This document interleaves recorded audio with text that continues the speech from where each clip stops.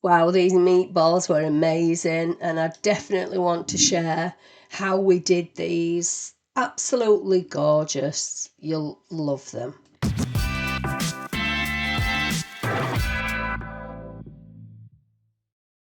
Firstly, we're going to do the meatballs themselves. So I used 250 grams of beef mince, and I added to the beef mince half a teaspoon of oregano, half a teaspoon of thyme, quarter of a teaspoon of salt, and I use half a teaspoon of garlic. You don't have to put garlic in it, or you can put less than that in it. That's entirely down to you for flavour. And then a tablespoon of tomato puree, and then give it a mix. Mix it all thoroughly until all the ingredients is mixed into the mince.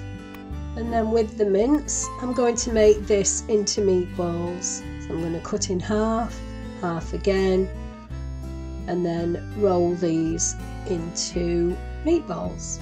That's what I'm doing here, just rolling them into meatballs. And I'm going to make 8 meatballs out of these. Then put the meatballs in the fridge just until you need to cook them. So I'm going to make the sauce now, and I'm going to use half an onion and round about 50 grams of mushrooms, only because I've got mushrooms in. You don't have to add mushrooms, you can add whatever you want to your sauce, but we had half an onion and 50 grams of mushrooms. So we are now going to cook the meatballs. They're not very big, so that means that they'll not take a lot of cooking. So put some oil, this was olive oil, and just a teaspoon of butter just to stop the burning. And then just make sure that they're fully cooked, and then you can put them in a dish to one side, and we can make the sauce. So keep turning regularly until you can see that the meatballs are actually cooked, and then put them in a dish just to keep to one side. So using the same pan, just pop your onions in and your mushrooms in and just cook them for a couple of minutes until they soften.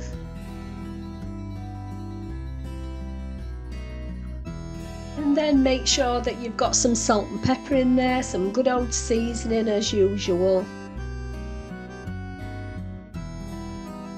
This is a 200 gram tin of tomatoes that I'm adding to this. So just add that into the onions and mushrooms.